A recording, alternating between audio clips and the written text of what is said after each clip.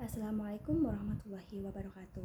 Bismillahirrahmanirrahim. Alhamdulillahirrabbilalamin. Wassalatu wassalamu ala asrafil anbiya'i wal mursalin Sayyidina wa maulana Muhammadin wa ala alihi wa sahbihi ajma'in, amma ba'du. Teman-teman, belakangan ini media sosial sempat diramaikan oleh berbagai pembahasan mengenai Wali Songo. Bahkan ada sebagian pihak yang meragukan keberadaan mereka dan menganggap kisah-kisah Wali Songo hanyalah sebuah legenda semata. Padahal jejak dan pengaruh para wali masih sangat kita rasakan hingga saat ini. Oleh karena itu, kesempatan kali ini saya akan menceritakan tentang sebuah cerita salah satu tokoh Wali Songo yang sangat terkenal, yaitu Sunan Kalijaga. Saya memilih Sunan Kalijaga karena beliau menunjukkan bahwa dakwah tidak harus melakukan dengan paksaan.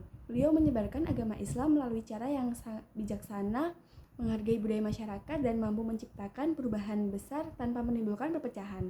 Nilai-nilai yang beliau ajarkan pun masih sangat relevan hingga sekarang. Sunan Kalijaga memiliki nama asli yaitu Raden Said. Beliau lahir sekitar tahun 1450 Masehi di Tuban, Jawa Timur, dan merupakan putra dari Adipati Tuban Tamenggung Wilatikta. Sejak muda Raden Said dikenal memiliki rasa peduli yang tinggi terhadap masyarakat kecil.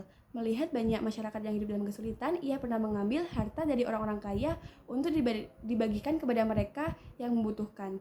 Oleh karena itu, ia dikenal sebagai pencuri yang budiman. Namun hidupnya berubah setelah bertemu dengan Sunan Bonang. Melalui bimbingan agama dan spiritual, Raden Said menyadari makna kehidupan yang sesungguhnya. Dari seorang pemuda yang memberontak terhadap ketidakadilan, berubah menjadi seorang ulama yang besar dan dikenal dengan nama Sunan Kalijaga, serta mengabdikan hidupnya untuk menyebarkan Islam di tanah Jawa. Teman-teman semua, hal yang membuat Sunan Kalijaga begitu istimewa adalah strategi dakwanya. Pada saat itu, masyarakat Jawa masih sangat dekat dengan budaya Hindu-Buddha. Karena itu, beliau tidak menghapus budaya yang sudah ada, melainkan menggunakan sebagai sarana untuk mengenalkan ajaran Islam. Salah satunya dengan cara melalui wayang kulit. Sunan Kalijaga menyisipkan nilai-nilai Islam, ajaran tauhid, dan pesan moral ke dalam cerita wayang sehingga masyarakat dapat belajar agama Islam melalui hiburan yang mereka sukai. Selain itu, beliau juga menggunakan gamelan dan tembang Jawa. Sebagai media dakwanya, salah satu karya yang paling terkenal adalah lagu Ilir-Ilir yang mengandung pesan agar manusia terus memperbaiki diri dan mendekatkan diri kepada Allah. Tidak hanya melalui seni, Sunan Kalijaga juga berdakwah melalui keteladanan. Beliau bergaul dan akrab dengan semua kalangan tanpa membedakan status sosial dan selalu bersikap santun kepada masyarakat. Karena itulah dakwanya diterima dengan sukarela dan penuh rasa hormat.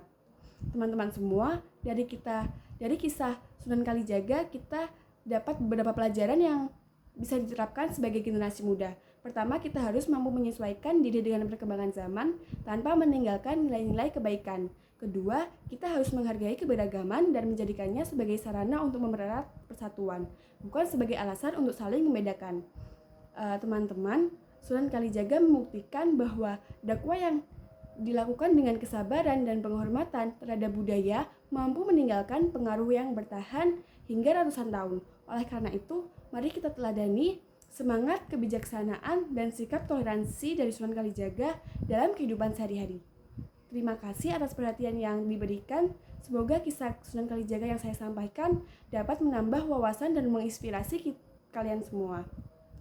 Sebelum saya akhiri, izinkan saya menyampaikan satu pantun. Pergi ke pasar membeli kemeja batik buatan Solo.